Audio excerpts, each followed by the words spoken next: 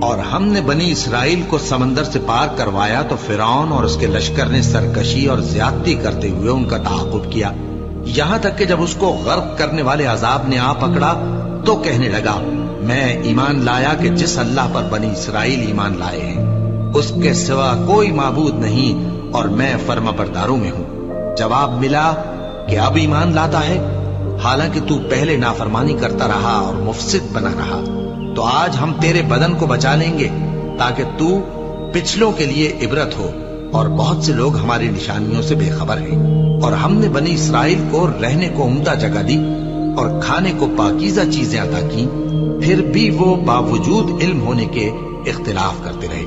بے شک جن باتوں میں وہ اختلاف کرتے رہے تمہارا پروردگار قیامت کے دن ان میں ان باتوں کا فیصلہ کر دے گا۔ اب اگر تم کو اس کتاب کے بارے میں جو ہم نے تم پر نازل کی ہے کچھ شک ہو تو